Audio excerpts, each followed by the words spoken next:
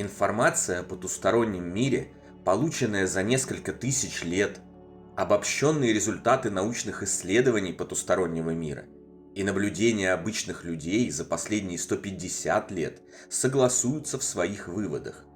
Один из самых важных – наши родные и близкие усопшие выживают после смерти физического тела и продолжают свой путь в духовных сферах. При помощи новообретенных после перехода психических возможностей они наблюдают за нами, участвуют в наших жизнях и желают донести до нас известие, что с ними все хорошо, утешить нас и уверить, новая встреча рано или поздно состоится. Результатом этого желания отшедших стали многочисленные свидетельства совершенно разных людей со всего мира о паранормальных явлениях после завершения земного пути их родных и близких. Одно из лучших исследований, проведенных в этой области, подробно описано в книге Билла и Джуди Гугенхайм «Послание с того света». Обязательно прочитайте ее, если хотите получить уверенность в том, что ваши отшедшие любимые на самом деле все так же живы, как и раньше. Условие для такого контакта между живыми и усопшими заключается главным образом, по-видимому, в искренней связи и глубокой любви между ними, в наличии телепатической связи между ними и постоянного потока светлых мыслей, направленных в адрес находящихся в потустороннем мире. Горе, печаль и депрессия, согласно исследованиям, наоборот, сводят возможность такого контакта на нет, утолщают завесу между мирами и закрывают возможность для получения живущими утешительных посланий о посмертной судьбе их родных и любимых. Судя по всему, в зависимости от психических способностей живущего человека, дух в потустороннем мире выбирает определенный способ и определенный инструмент в целях наладить с ним контакт. Тем, у кого развиты медиумические и экстрасенсорные способности, пусть даже зачаточно, слабо и неосознанно, являются материализованные призраки, голосом сообщающие, что у них все в порядке.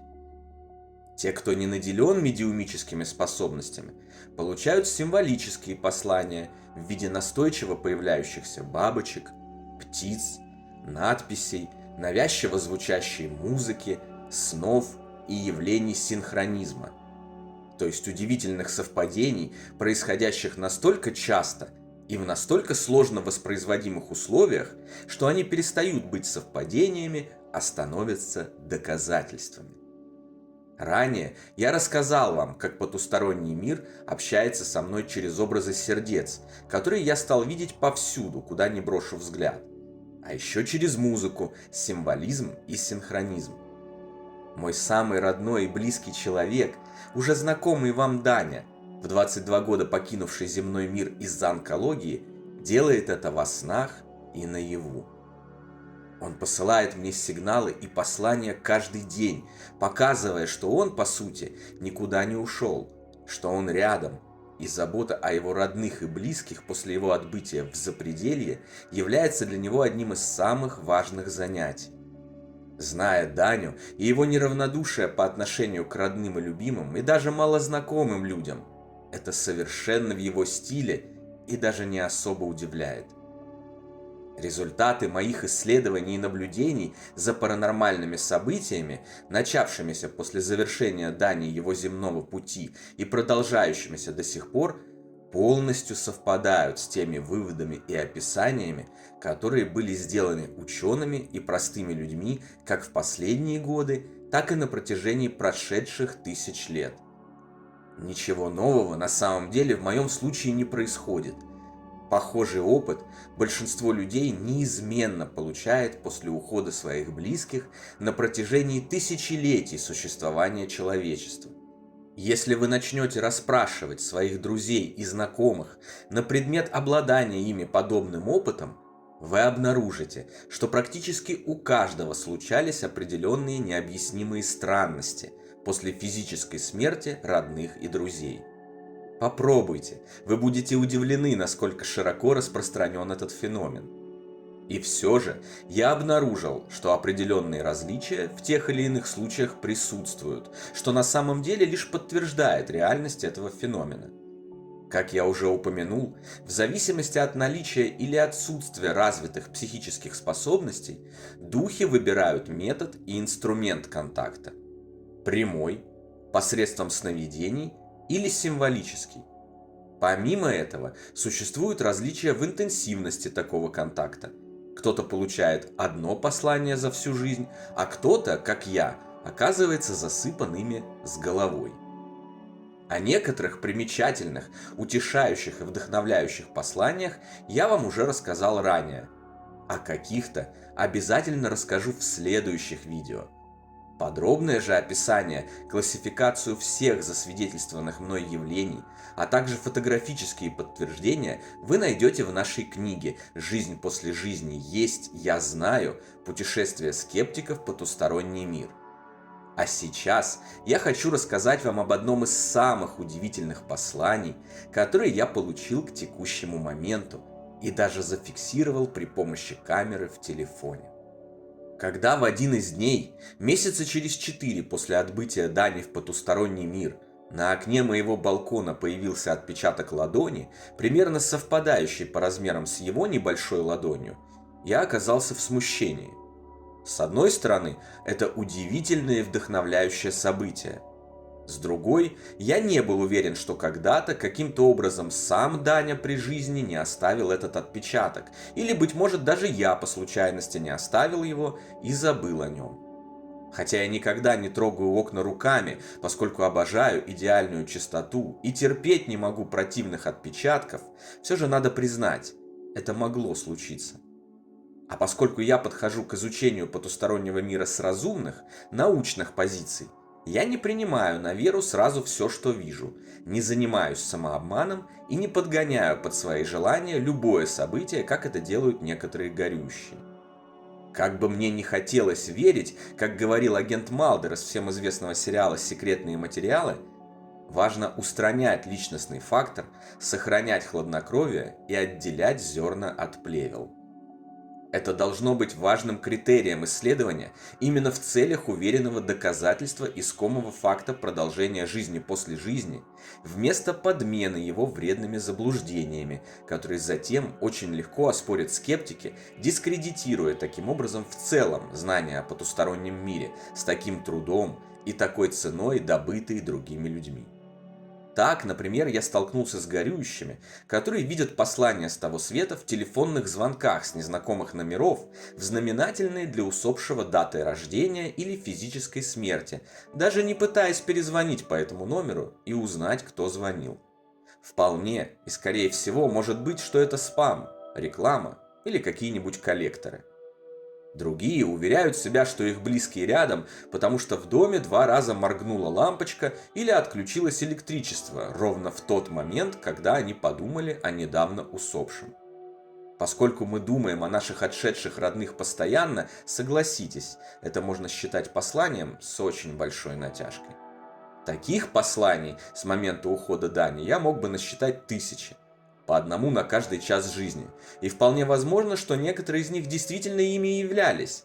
Но все же я предпочитаю смотреть на это с точки зрения трезвого разума и убедительных доказательств, а не самообмана ради легкого утешения и обезболивания собственных страданий. Исходя из таких соображений, когда я увидел отпечаток ладони, я, конечно, обрадовался. Но мне захотелось провести более чистый эксперимент. Для этого я зафиксировал состояние всех окон, точно убедился, что больше на них нет никаких отпечатков и художеств, и, сосредоточившись на Дане, мысленно попросил его, если он действительно выжил после физической смерти, пребывает в порядке и бывает рядом, в следующий раз оставить на окне буквы «Д» и «А». Слово «да» в качестве ответа на этот вопрос. К тому времени послания с того света меня уже особо не удивляли. Я привык видеть и получать их. Поэтому о своей просьбе я быстро забыл, не особо надеясь на ее удовлетворение. Честно скажу, что мне не очень нравится обращаться наверх с конкретными просьбами дать знак или отправить послание, потому что я понимаю, что, во-первых, контакт с физическим миром вряд ли такое уж простое мероприятие для живущих в мире духовном. Во-вторых, люди там заняты изучением новой жизни, интересной и важной деятельностью. Возможно, спасают, исцеляют и учат заблудшие души. И дергать их по пустякам, ради того, чтобы в 100-й раз получить утешение, это несколько эгоистичный подход. И все же, ради важного эксперимента, результатом которого я смогу поделиться с другими, передав им таким образом знания и утешение в их горе, я решил в качестве исключения попросить о таком конкретном знаке. Некоторое время спустя мне приснился очень странный и реалистичный сон о балконе. По ту сторону оконного блока с дверью, разделяющего кухню и балкон, я увидел своего отца. Он смотрел на меня и шевелил губами, как рыба на суше. Но я не слышал никаких звуков и не понимал, о чем он говорит. С отцом в этой жизни у нас отношения не сложились.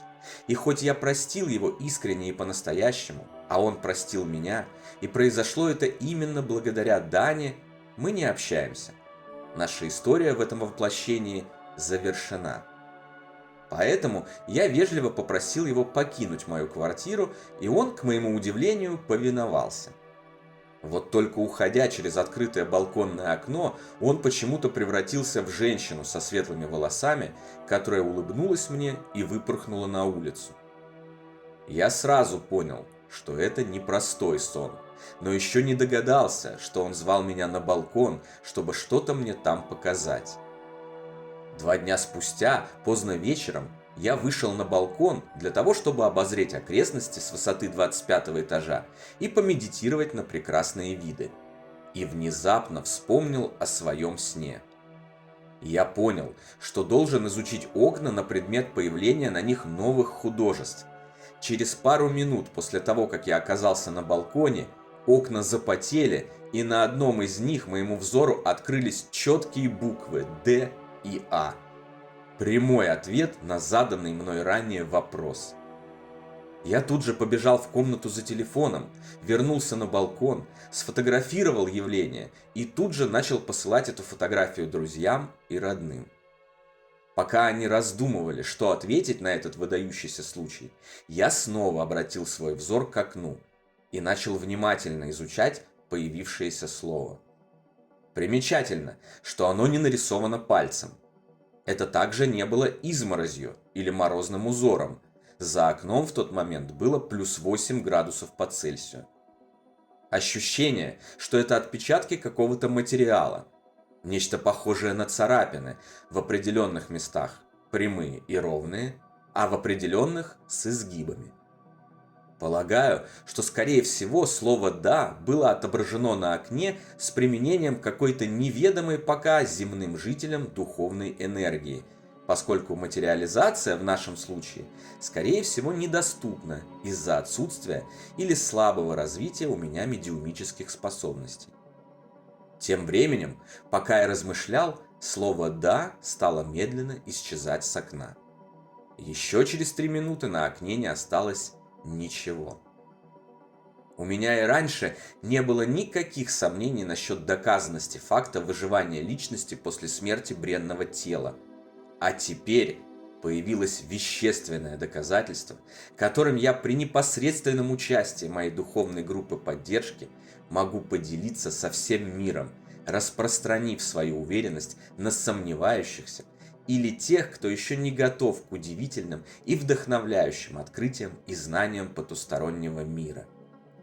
Да, это ответ от нашего Дани для всех задающихся вопросом, есть ли жизнь после жизни. Для всех, кто горюет и продолжает спрашивать себя, ждут ли нас наши любимые за гранью этого мира, да. Для всех, кто ждет, верит и надеется, да, да. Да и еще раз да. Мы обязательно воссоединимся с нашими родными, когда завершится наша земная командировка, и мы выполним все свои цели и предназначения, исполним свой долг и обеспечим наши души должным уровнем духовного развития. А пока продолжаем жить, работать, наслаждаться каждой минутой, творить добрые дела и помогать друг другу в этой непростой, но такой важной миссии – спасти человечество от жестокости, убийств, войн, насилия и наполнить сердца людей безграничной любовью и счастьем.